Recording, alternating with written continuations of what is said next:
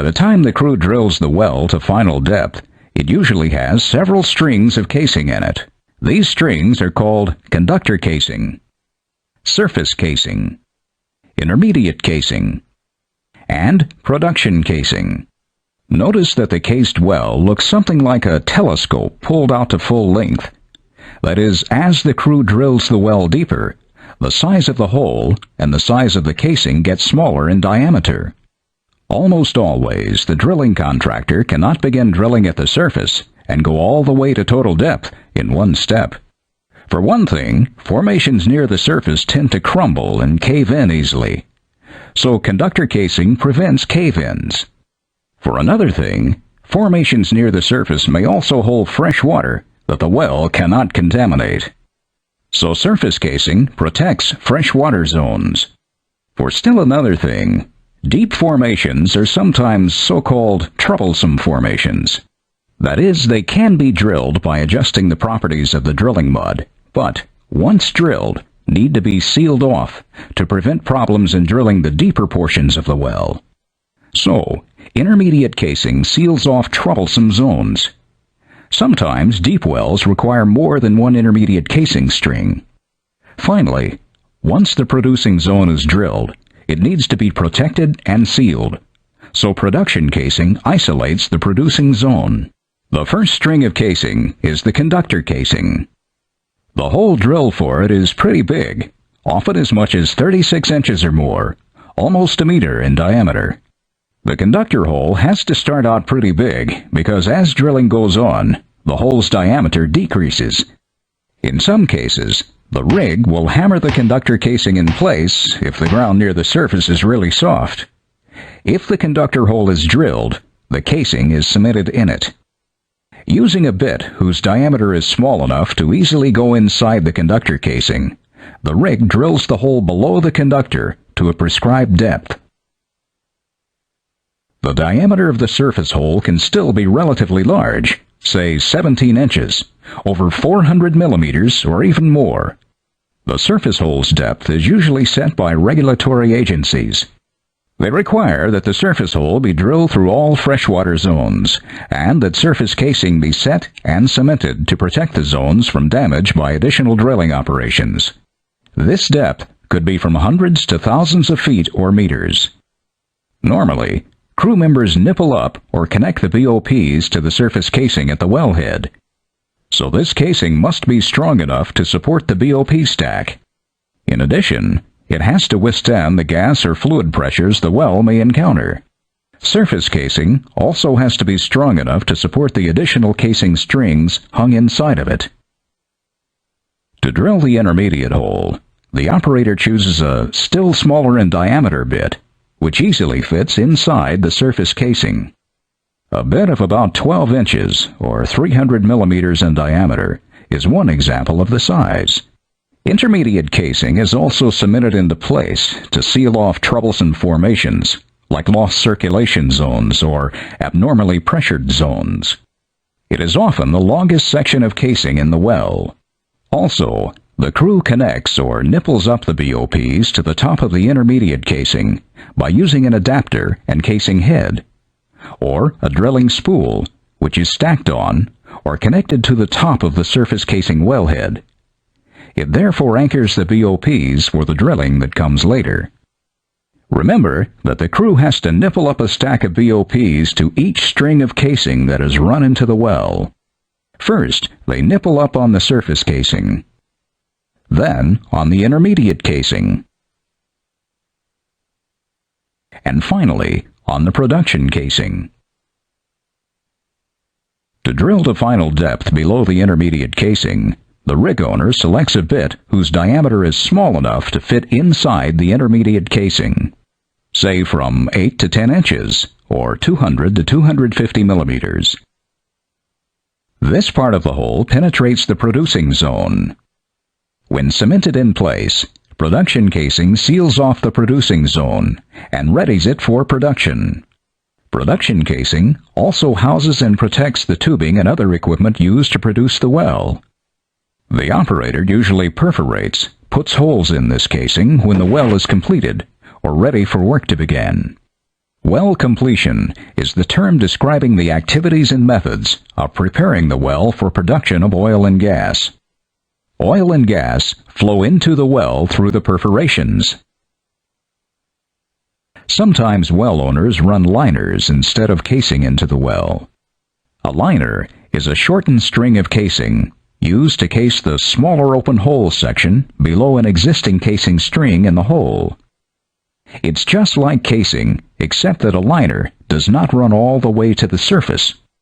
Instead, the casing crew hangs it from the bottom of a previously run casing or liner string using a special piece of equipment called a liner hanger. In this case, there's an intermediate liner and a production liner. Using liners saves money since they do not extend to the surface.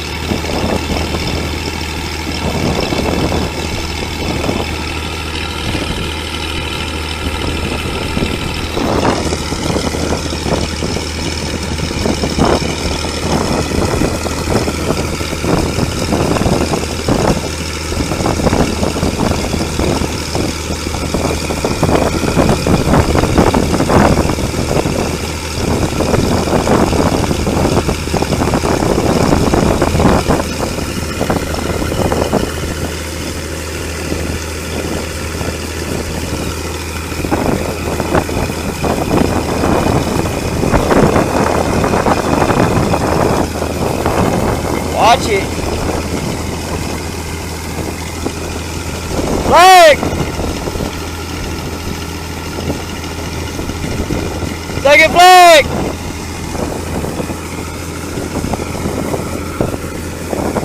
Last flag!